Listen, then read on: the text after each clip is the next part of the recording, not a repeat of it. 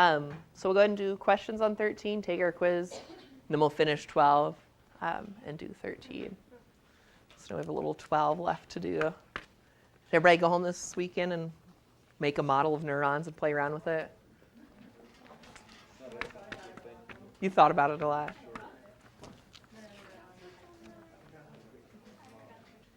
Yes. Okay, so white matter versus gray matter. So white matter is axons. So like if you look at a part of the brain or the spinal cord and you just see white, that means there's only axons there. Gray matter is where the synapses are. So that means, what's at a synapse? What parts of the neuron? I heard somebody say dendrites. What else? Cell bodies. And then the axon terminals.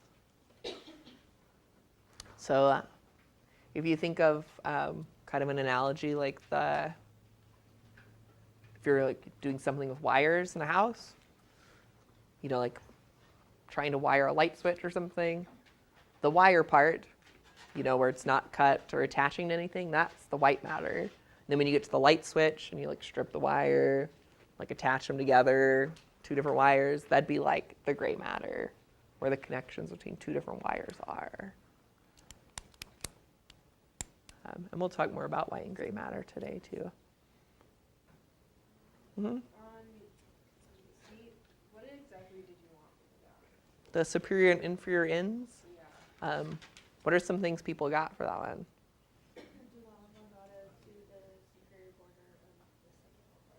Okay, so we've got medulla oblongata, which is part of the brainstem, up on top, and then the second lumbar vertebrae.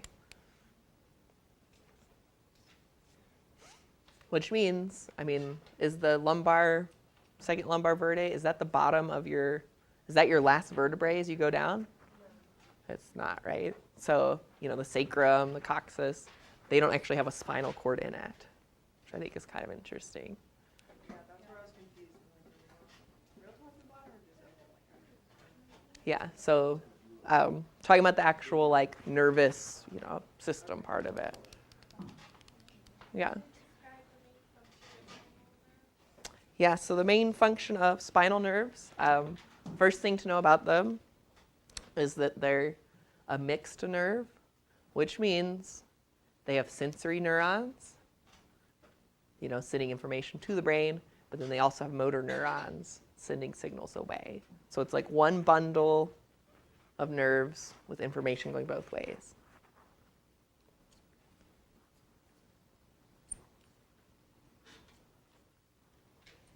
And so their job is to send and receive signals from the spinal cord to the rest of the body, like the peripheral part of the body.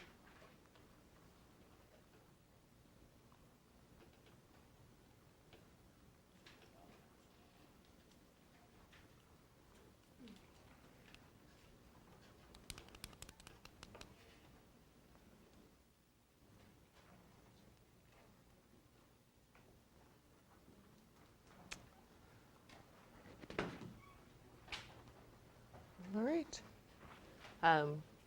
Ready for a quiz? Yes? Can you explain Um, yeah, so I was actually going to tell y'all to just cross that one out. E. Posterior and anterior ramus. Just cross that one out. It's not important. There's plenty of other things in this chapter to focus on instead.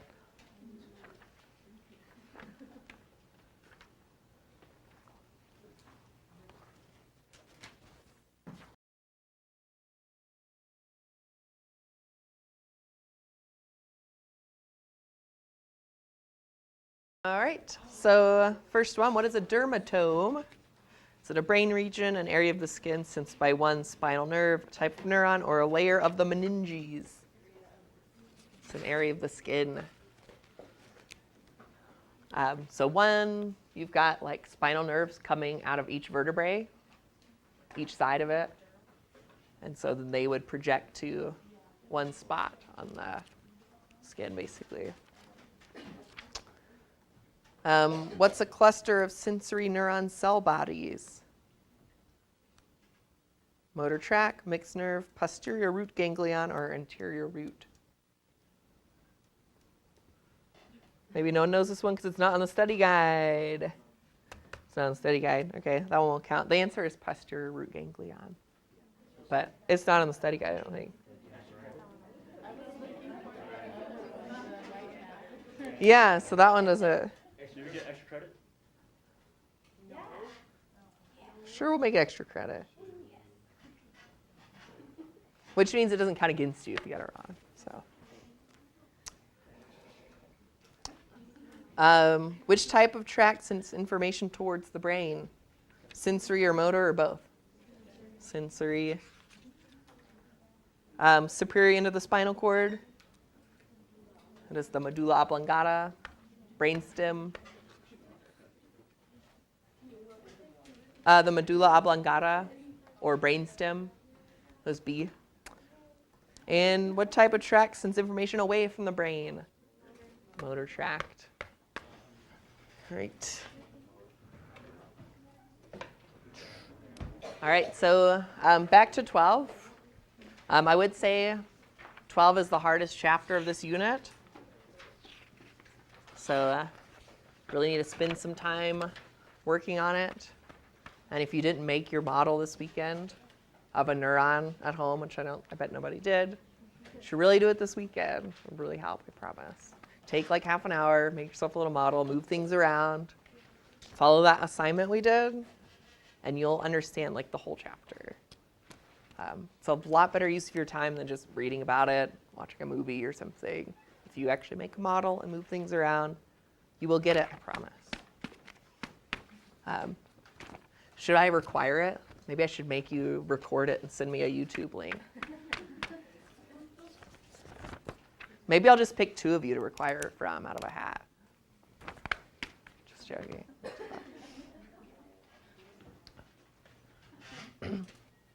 All right, so let's do a quick review of neurons real fast before we get into the synapse. So at the dendrite, what's the normal membrane potential if it's not being activated? Negative, how much? All right, so minus 70, and then there's a certain kind of channel that gets opened. What were some examples of those at the dendrite? So it could be a ligand gated that opened. There are the leak channels are there, definitely. But so we have a ligand gated, and there's another kind that could open and activate the neuron, depending on. So it could be mechanically gated.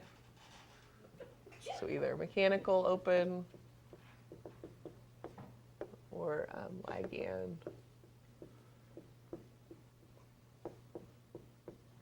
And what do they let into the cell? So usually they let in sodium in. What does that do to the membrane potential? So it makes it more positive. And if you get to a certain number, it's not 40.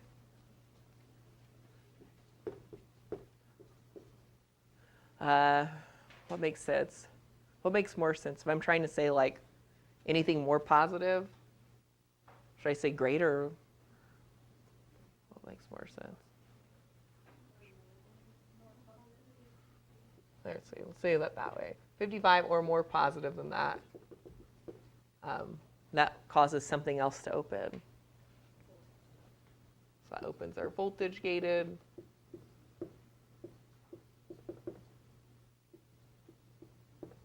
And then what comes in? It's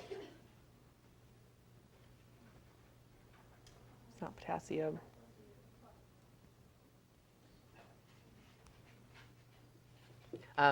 It's sodium again. More sodium in. And then your membrane potential, goes up. So look like? So above 0. And then this just continues along down the axon. Sodium ions come in, and that makes the place next to it more positive than minus 55, which opens the next voltage channels, so on and so forth. So like for those to open, it has to be clean, Yes, so our voltage-gated sodium channels, they're closed unless it's minus 55 or more potential. So it's kind of interesting because, you know, for the first ones to open, you need those other channels, like the ligand-gated or the mechanical ones to open. But once some of these voltage-gated one opens, they make the ones next to them open, and the ones next to them open. So it's kind of like a reinforcing little loop there. So once you get the dendrite ones open, they're going to make all the ones open down the line, all through the axon.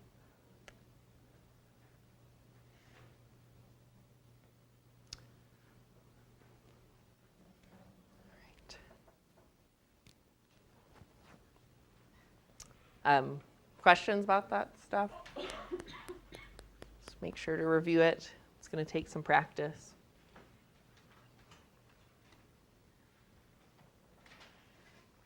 All right, so what we want to know for this next part is how two neurons talk to each other. So obviously in the gray matter, you've got a dendrite of one neuron and an axon terminal of another. They meet up. You need to transfer information. So for example, sensory information from all those sensory receptors on your skin for pain, for touch. That neuron goes most of the time from there to the spinal cord. That's one neuron. But then the second neuron, you know, goes from the spinal cord up to the brainstem or a part of the brain. So right there in the spinal cord, the first neuron needs to tell the second neuron, hey, your finger's touching something hot. So that's a synapse. So that's what we're working on, is how one neuron activates the next one in a sequence.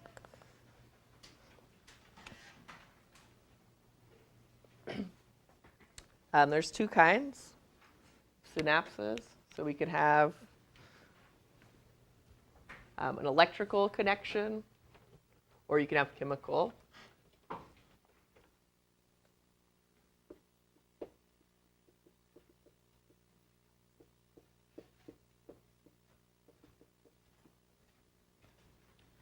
For an electrical connection, like an electrical synapse, it's really easy. They're just, the two neurons are connected with gap junctions.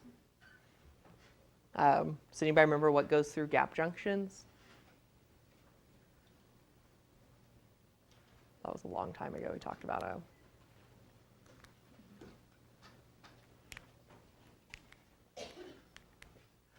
it. Do you think it's ions, proteins, or amino acids that go through?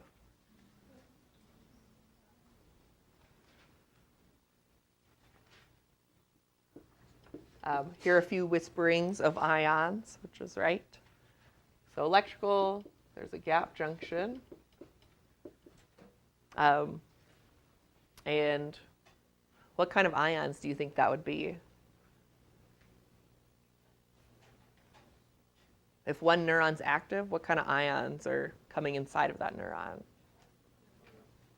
Specifically, sodium. So the sodium ions from first neuron go to the second neuron.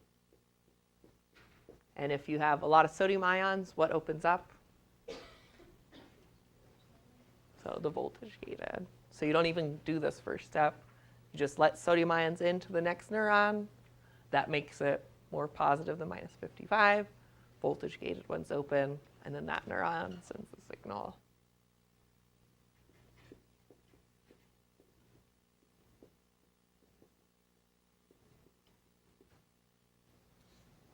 So it's just like, it's the simpler one. You don't have to make a neurotransmitter. You don't have to do any of that business. Just take the signal that's coming down the neuron, the sodium ions, and they just go straight through to the next neuron. Open those voltage gated channels.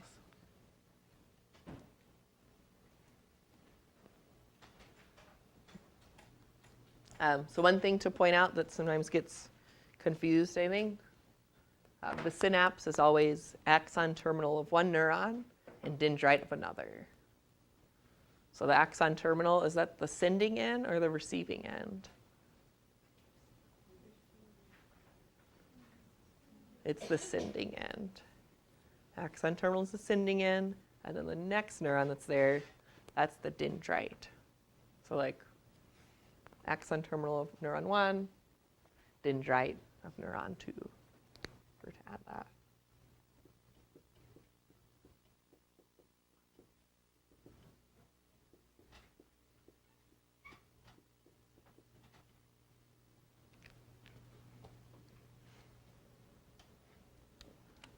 Right.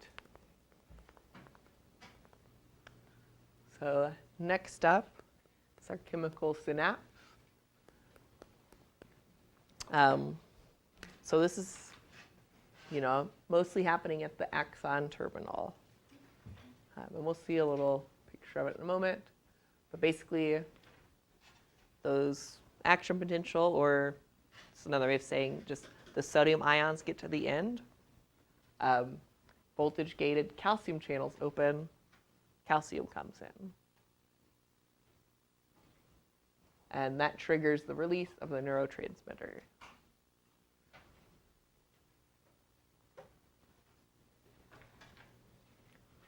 So as you can see, there's quite a lot of signals changing from one type to another throughout the nervous system.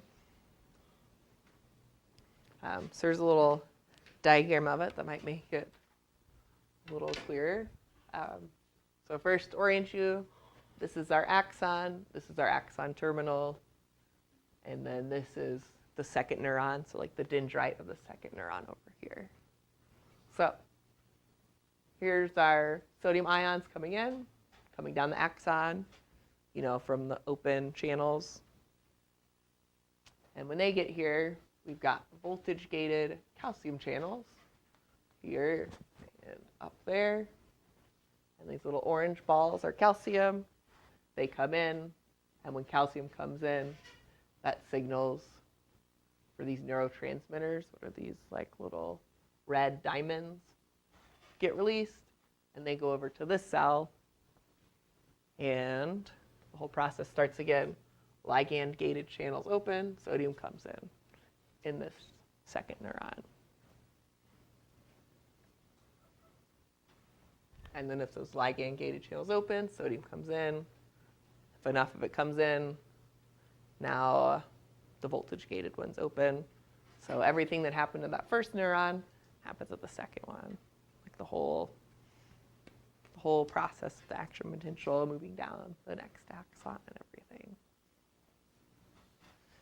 So we've got sodium ions arriving, changing the voltage, opening the calcium channel sending out neurotransmitter going over to the next neuron. So quite a lot of steps there.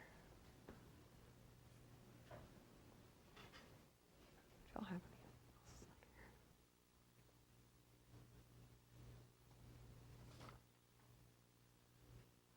else? All right.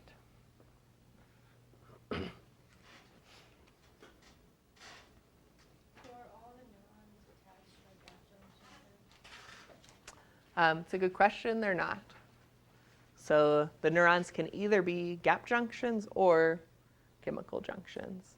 Like they could either be electrical synapses or chemical synapses. Okay, so based on the type of synapse, it is the type of junction. Right. Well, so gap junctions are electrical, and then for the chemical, that's the whole neurotransmitter calcium ions business. They are not physically attached.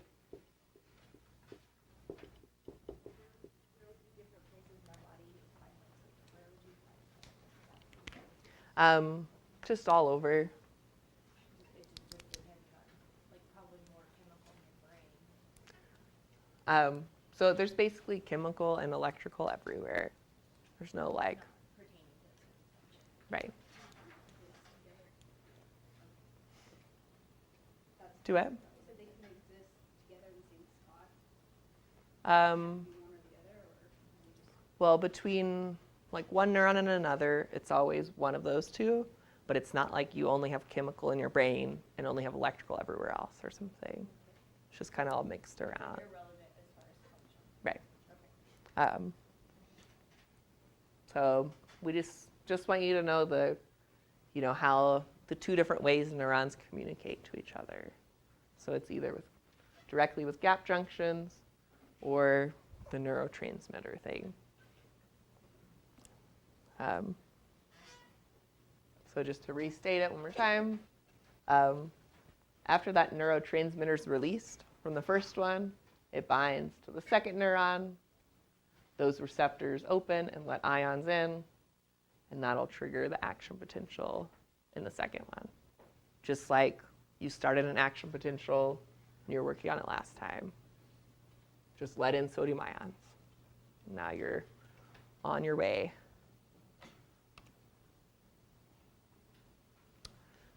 All right, let's take a quick look at animation. Actually, maybe we want the intro. Maybe that'll be helpful.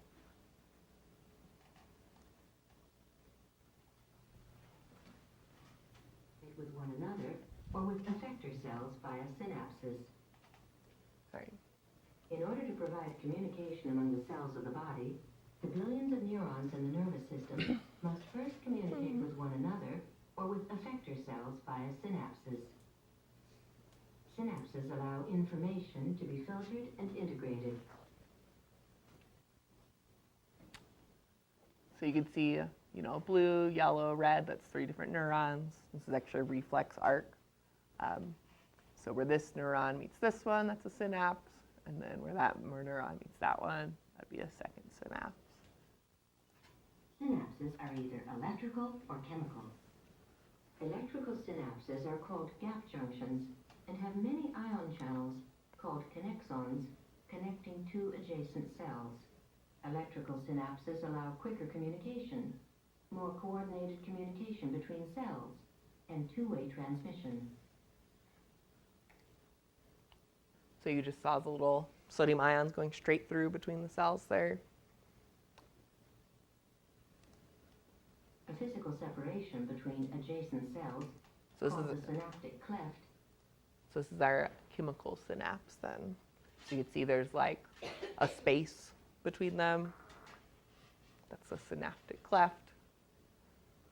Is a characteristic of chemical synapses.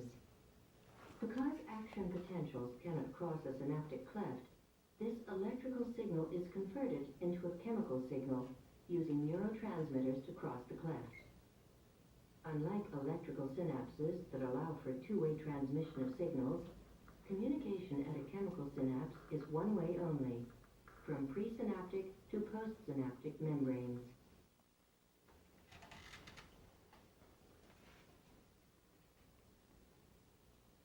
All right. Take it a little farther. A series of events occur at chemical synapses in order to communicate with the adjacent cell. When the action potential arrives at the presynaptic membrane, its depolarization phase opens voltage-gated calcium channels, allowing the inflow of calcium ions from the extracellular fluid. So positive charges come down, open those channels. You can see them moving in there. Increased calcium in the cytosol triggers exocytosis of synaptic vesicles carrying neurotransmitter chemicals, releasing them into the synaptic cleft. Neurotransmitters diffuse across the cleft and bind to receptors, There they go. often ligand-gated ion channels. Gated channels open, allowing ions to flow according to their concentration gradient. Sodium entering the cell makes the interior slightly more positive. So yeah, comes over, binds to that second neuron receptor, and it's going to let those sodium ions in, which is good.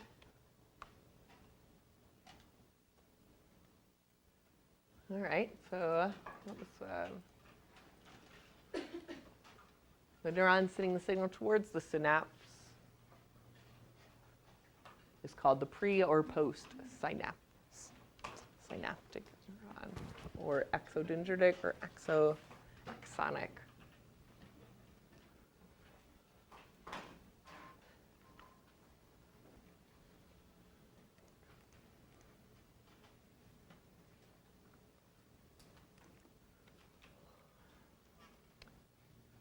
All right, and just to confuse everything a little bit more, there's two kinds of neurotransmitters. There's an excitatory one, and there's an inhibitory one. And to just make it totally simple, find myself some space.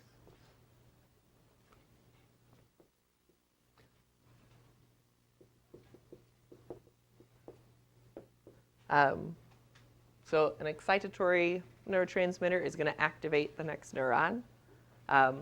So do you think it's going to go over to the neuron and tell it to let in positive ions or negative ions if it's trying to activate it? So let's in positive ions when it gets over to the next neuron. So what do you think the inhibitory one does?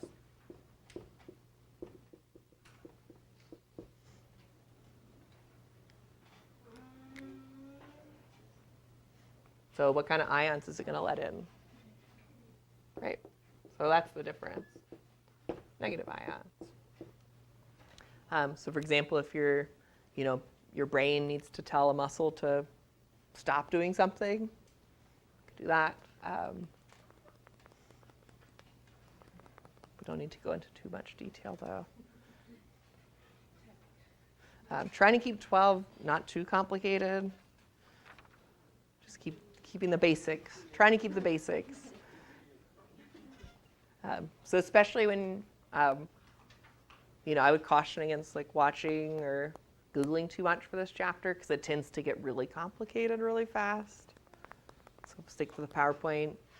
The book's okay for this chapter. It's a little complicated too, but go back to the PowerPoint, go back to those group assignments. That's where it's really, I feel like I've simplified it somewhat. Although it's not simple, I realize. I know it's not simple.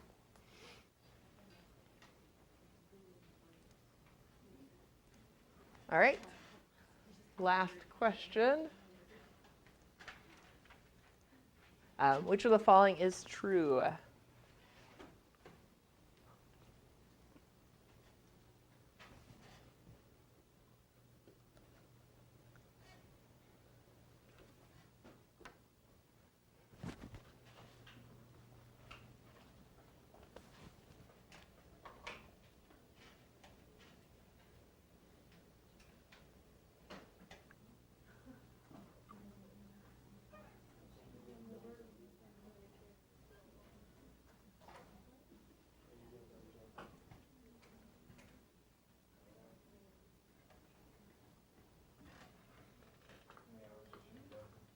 All right, so you all have some pretty convincing group mates there. And you are right, F is the answer.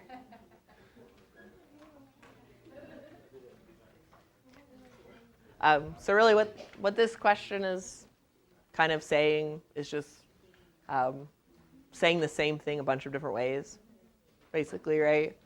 So if you're increasing the positive charges inside a neuron, that's the same thing as making the membrane potential closer to threshold. What was threshold again? What number? Right.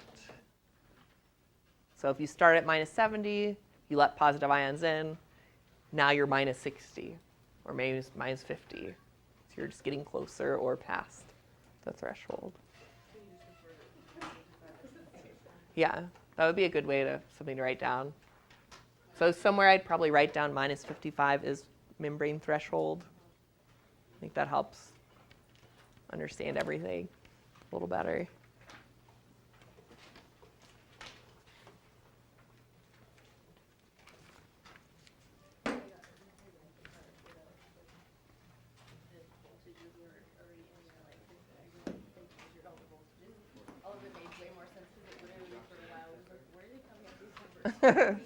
Yeah.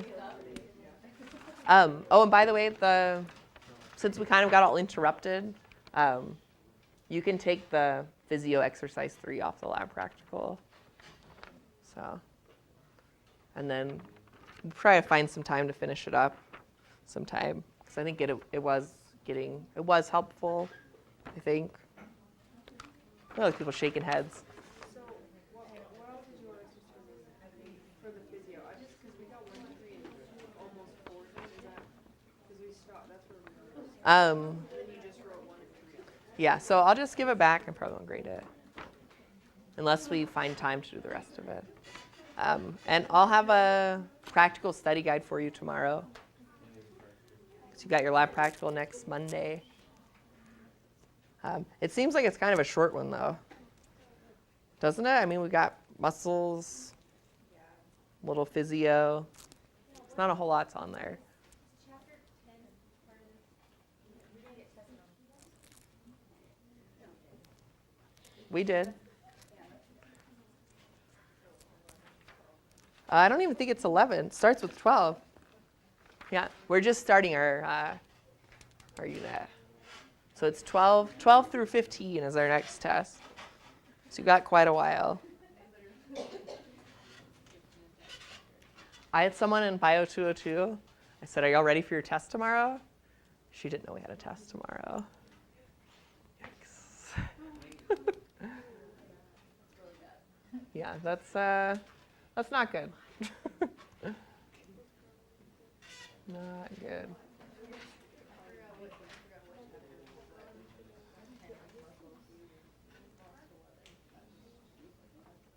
And I would say for all the rest of these chapters for this unit, 13, especially 15, we keep coming back to how neurons work, talking about it a little more. So I think it does become a little clearer, because you start to see, like, as you zoom out a little more, bigger picture, and then you could kind of connect, like, the little picture.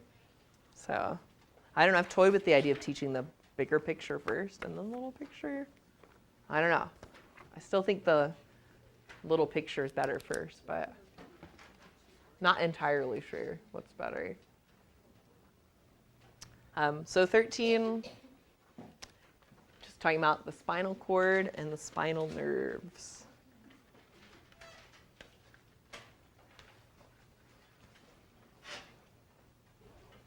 And then I think next week is the brain, and then the nervous system. All right, so what does the spinal cord do? One of the things that people probably don't know that the spinal cord does is actually process your reflexes. So a lot of those reflexes you have, the brain's never involved in it. It's like if you stab your finger and pull back, or your muscles are told to relax if they start getting too contracted, putting on too much pressure. Why do you think that's a good thing for the spinal cord to decide on that reflex instead of the brain? Why not? But I mean, yeah, but why? Why would you be more likely to get injured? Because it takes longer, right? If you have to send your signal, from here to here, all the way up to the brain, back down here, back to there. It doesn't take like a minute or two, but it does take longer. And if you've got yourself on touching something hot, you want to get away as fast as possible.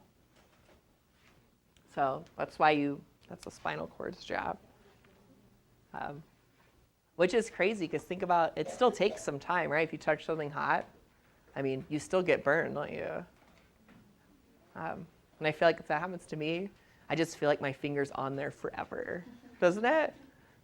Even though it's probably like hardly any. It's like you feel the burning, and you're like, why is it still on there? I don't know. It's kind of a strange, because, I don't know. No, because that pain signal does go all the way to your brain. So it almost seems like, by the time you feel the pain, maybe it's already off, right? Does that seem about right? I'm trying to think of how fast that actually happens. What do y'all think? Or is it about the same time? Well, I know what we can do for lab next week then. Yeah, bring curling irons, maybe bring like some really sharp little, some sharp things to poke people with. All right, I'll work on that.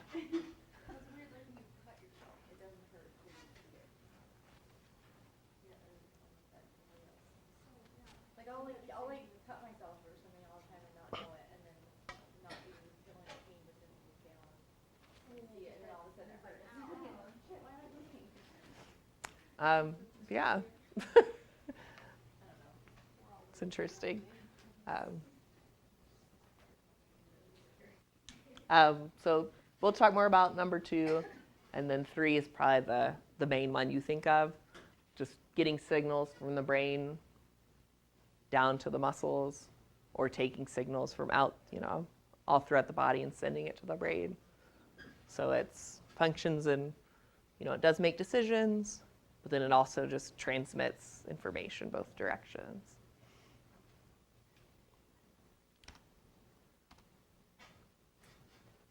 All right. Some of you may have, did anyone look at the spinal cord of the rat when they were butchering it?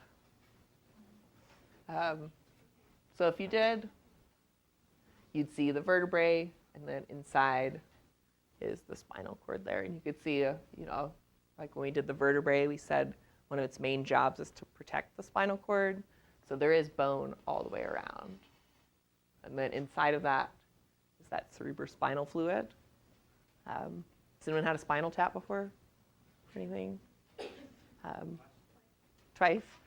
So like if they think you might have meningitis or some other conditions, they can just stick a nice little needle in there, collect some fluid. Did it hurt? I don't know, it's right there. Oh, that's probably why, because it does hurt. They do stick a needle, through the bone there to get some fluid.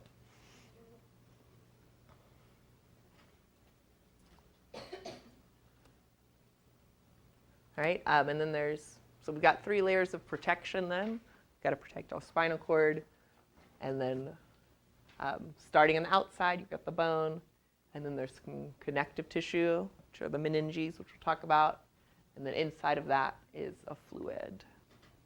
And we'll talk about the fluid a little bit too, I think. Or maybe not. So why do you think we're listing fluid as a protection layer? It absorbs shock really well, definitely. Because obviously your bone absorbs some shock, but what's better at absorbing shock is the fluid, because it can just squeeze it around. So that's why we've got fluid there. It's really protective from trauma and everything.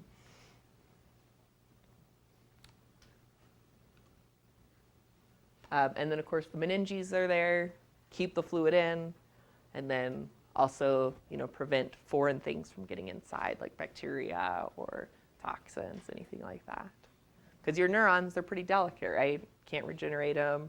If they're dead forever. So the body tries really hard to keep the spinal cord and the brain protected from as many possible things.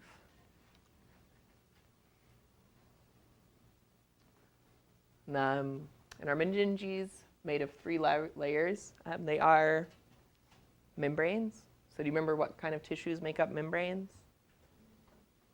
Connective and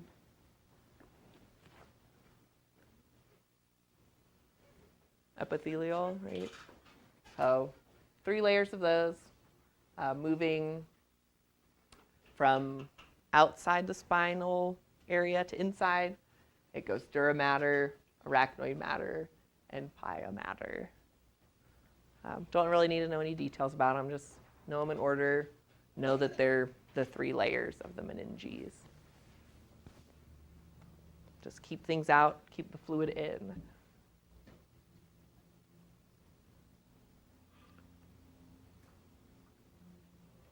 So if you slice a spinal cord and look at it, what kind of shape does that look like to you? It's a psychology test. Most people would say butterfly. What? Yeah. So I'm not exactly sure why this is brown and white. If it was a fresh spinal cord, it'd be white and gray. So when we dissect the brain, though, you'll actually be able to see like the white and the gray parts when you cut it in half. Kind of fun. I got a bucket of sheep brains back there for us. I don't know if is it next week? It's soon. Yeah, it's on the schedule for the 18th. Their brains are so much smaller than you'd think, because they're, all those like cow, sheep, goat. It's like this big. It's like this little tiny thing. So, anyway, so if you slice it, the gray matter is in the butterfly area, and it's kind of in the middle, and then in the white matter out here is where the axons are.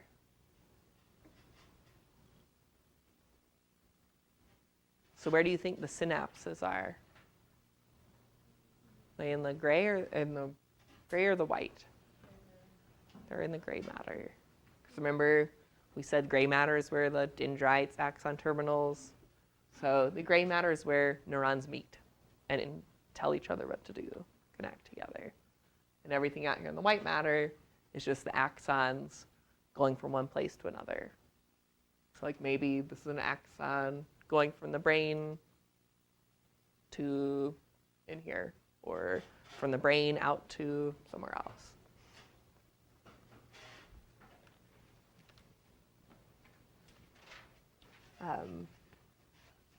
So gray matter, cell bodies, dendrites, etc. The gray matter is where you kind of integrate to do reflexes. So if you're, stab yourself with something, that information comes into the spinal cord, into the gray area, or the gray matter, tells some other neurons there, and that last neuron comes out and tells you to move away from it. And we've got some slides about spinal reflexes later. But the gray matter is where it decides to pull away, and then it sends a signal out. White matter, that's where the axons only are. So conducting neuron impulses to and from the brain.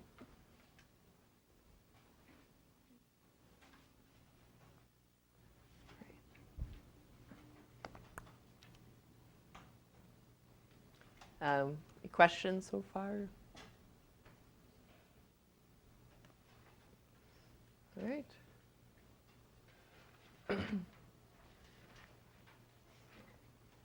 Just wanted to show you one example of a sensory conduction pathway. Don't need to know everything on here. It's just as an example. So what kind of sensory neuron do you want to do? What kind of sense? Okay. How about something that's not in your head area? Because that's a little confusing. We're going to talk about that later. Okay, so like, let's say you're just talking about touch on your fingers. So whenever your fingers touch something, that's going to activate the dendrite of the first neuron, the primary neuron. It's going to send a signal through this axon, past the cell body, into the white matter. See, we're in the white matter there. All the way up to the brainstem, to the medulla. That's one neuron. And right there, is that going to be the axon terminal or the dendrite of the first neuron? It's axon terminal, right? Because it's the sending end of the first neuron. And then next to it is the dendrite of the second neuron. So that's one synapse. So this is our second neuron here. Second neuron, there's its dendrite. Maybe that's a chemical synapse. Activates this one. And then that axon gets activated. So that signal's traveling all the way through till it gets to the thalamus, which is another part of the brain. Then, is that an axon terminal or dendrite of the second neuron? Axon terminal of the second one, dendrite of the third one. So send that signal from the second neuron to the third. Then its axon goes all the way to part of the cerebellum, another part of the brain, and delivers the info. Like telling, so this part of the brain is like your conscious part. So like this is where it would send the signal to there, and then you know that you're touching something. The end of that third neuron. Just to give you an example of how those signals would travel. So just remember, it always axons end in axon terminals, and then they send the signal from an axon terminal to a dendrite. It's always that direction. Always, always.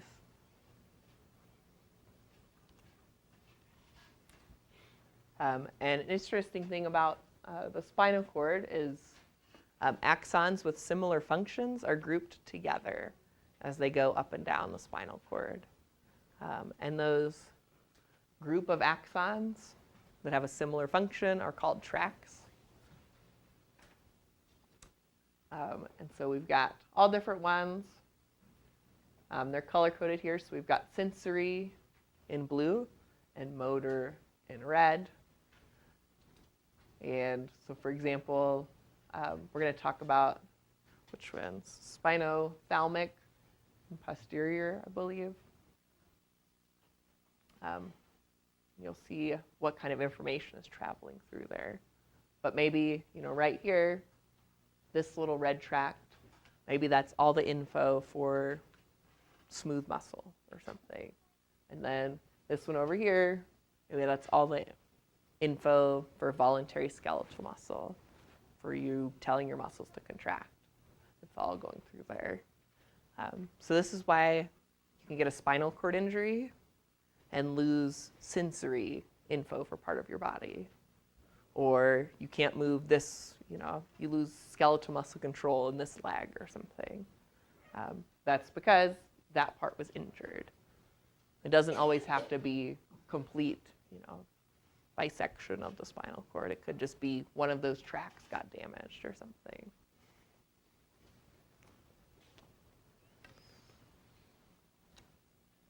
All right, what's a tract?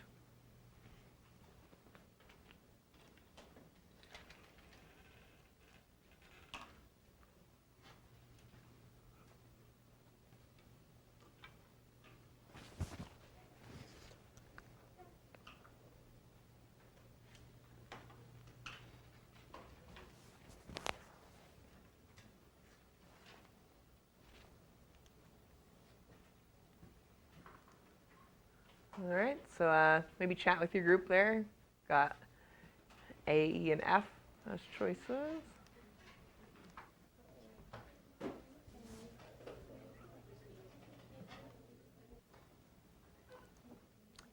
All right, so we got 70% for E, which is the right answer. So it is a cluster of axons. And if it's only axons, it's white matter, right? This will be both of them.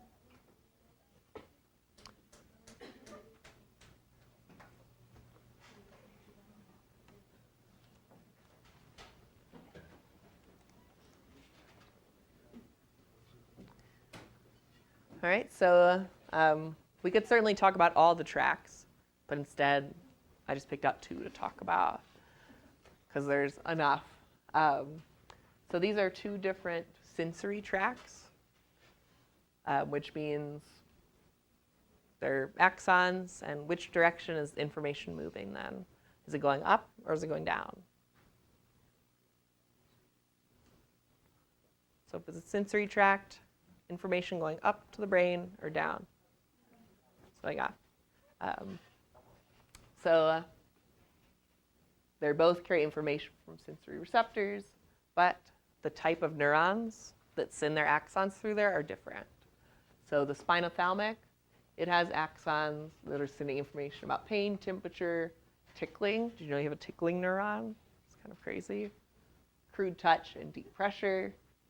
And then the posterior tract is different. It's detailed touch, light pressure, vibration, and this word proprioception. That's basically information about where your limbs are. Because, right, if you close your eyes and do something, do you know where your hands and feet are? Did someone say no? You may have a posterior tract problem. Open your eyes, it's there. That would be interesting. So that's proprioception. It's crazy. So spinal, thalamic, and posterior, just to point out where they are. There's spinothalamic, and then posterior is back there.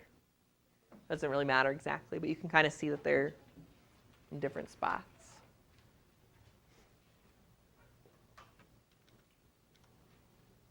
Let's see. Yeah, let's do this little Venn diagram business about those two. So based on what you just did, let's say someone has some kind of spinal trauma, and they can feel light pressure, but they can't feel any coldness or warmth. Which tract is damaged?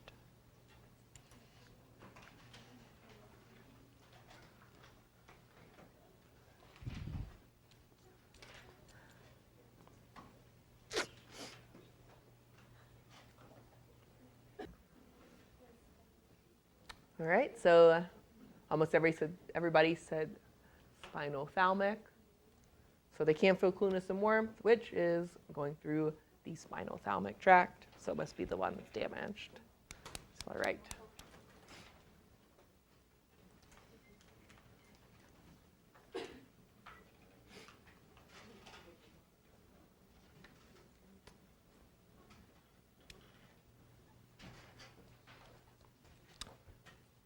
All right, let's just not worry about this stuff for now and go to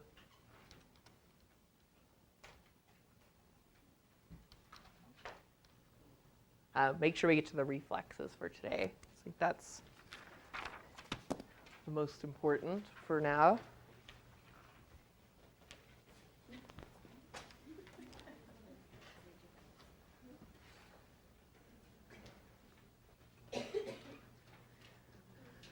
All right. So reflexes. The first thing to know is, are reflexes voluntary? They're not. They're automatic, so they're involuntary. So there's some different kind of reasons we have reflexes. The first one you imagine is probably the most obvious: keep you away from something painful or damaging. But then there's also reflexes that maintain homeostasis within your body. So like the pH of your stomach, or how fast food's being digested in your intestines. Those are types of reflexes too.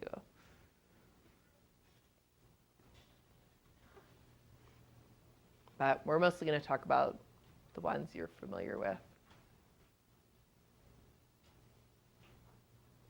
So go back to that animation in a second, but I wanted to show you the 5 components of a reflex arc. All reflexes have this. So the first one, which is kind of blah.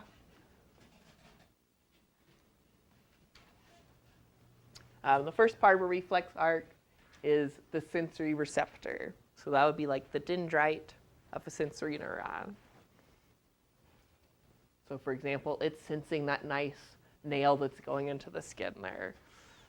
Looks terrible, doesn't it? So that's first. Second is the neuron has to send the signal.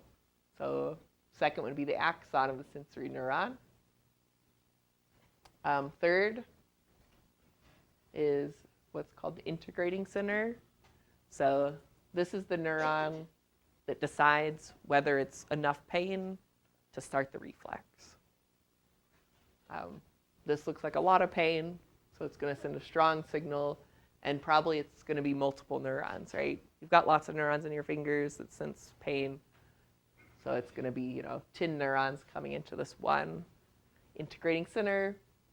So that neuron decides we should respond. So then the fourth part is the axon of the motor neuron, and then the fifth part is the effector. So in this case, it would be the muscle that pulls your hand away. It tells that muscle to contract.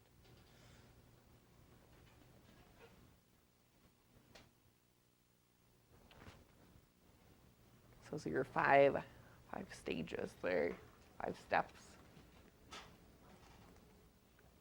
Let's take a look at it said a different way. Reflexes are the rapid, predictable, and automatic responses of skeletal muscle to changes in stimuli. All reflex arcs include 5 functional components: sensory receptor, sensory neuron, integrating center, motor neuron, and effector. Other characteristics, or combination of characteristics, differentiate types of reflex arcs from one another. The simplest of reflex arcs have a single synapse between the sensory neuron and motor neuron. These reflex arcs are referred to as monosynaptic. When an integrating center has one or more association neurons relaying messages to other association or motor neurons, the reflex arc is polysynaptic. An ipsilateral reflex is one that has the sensory neuron entering and the motor neuron exiting on the same side of the integrating. All right, that doesn't matter. Let's go. Let's take a look at one example. The stretch reflex is a response to the stretching of muscles. It is monosynaptic and ipsilateral. Stretching stimulates receptors in the muscle spindle of the agonist stretched muscle. All right, so for a stretch reflex, basically this is your muscle stretching, activates it. Let's start there.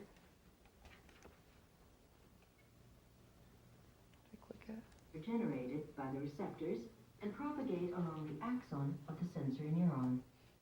In the spinal cord, the sensory impulses directly excite a single motor neuron leading to the agonist muscle. The sensory impulses also stimulate an inhibitory association neuron in the spinal cord. In turn, this interneuron inhibits the motor neuron leading to the antagonist opposing muscle. Reciprocal innervation results when the stretching agonist muscle contracts and the opposing antagonist muscle relaxes. In addition, conscious proprioception information is relayed to the cerebrum. All right, so an easy example for this one, but I need everybody to stand up. We're going to do some stretching. Got to do some exercise. I'm going to wake up.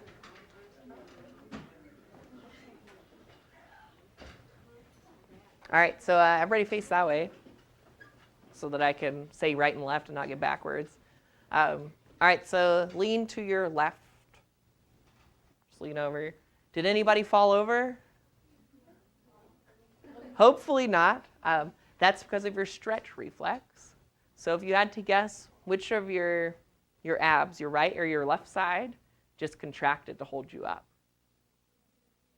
Your right. And what do you think happened to your left? They relaxed, right? That's your stretch reflex. Did you have to think about contracting those muscles on the right side? You didn't. It was automatic. It kept you from falling over. Now this is happening all the time when you're walking around because you're constantly maybe leaning a little one way or the other. So especially in the core all over, that stretch tells you that you're leaning one way too far, and it'll contract to kind of hold you there. Tell the other one to relax. Also, do you think there's a chance you could stretch a muscle too far and damage it? Definitely could. So this protects you from that as well. So as it's stretching, it's going to send information to the spinal cord. The spinal cord is going to tell that muscle, you're stretching, you better contract before you stretch too much.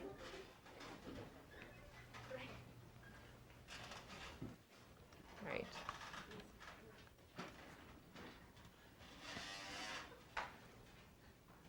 So which of these is not part of a reflex arc?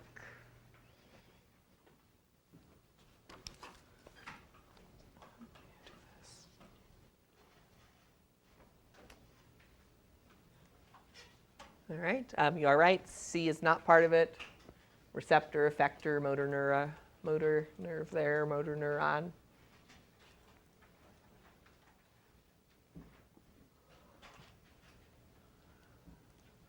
All right, what about another question? Which of these is not true of a reflex arc?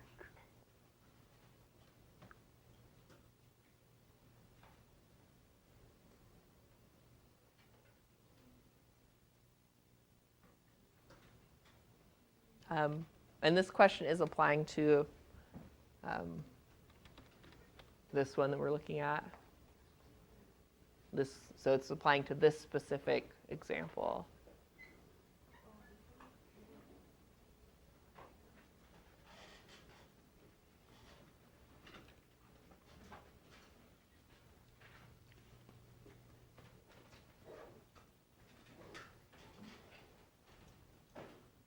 Tell you the answer in the interest of time. The answer is B for this example. Because axon terminal of a sensory neuron activates the dendrite of a motor neuron. What was missing? The interneuron. Right? This axon terminal activated the dendrite of the interneuron. It was between those two. Of course, that's not always true, right? All right, last one. Tendon reflex. This controls muscle tension by causing muscle relaxation. So imagine, especially like, lifting weights, doing sports, some kind of physical activity. Do you think you can contract a muscle too hard and damage the tendon? Definitely can. Or make make a movement that's causing the tendon to start to become damaged. So there's sensors in the tendon. If they're getting too much stretch, they tell the muscle to relax. Makes sense, right? If that muscle's causing the tendon too much force, tell that muscle to relax, and you should relieve that tension. And then, of course, also, you tell the antagonist muscle to contract at the same time to protect that tendon. So that's your tendon reflex. All right. Happy Tuesday.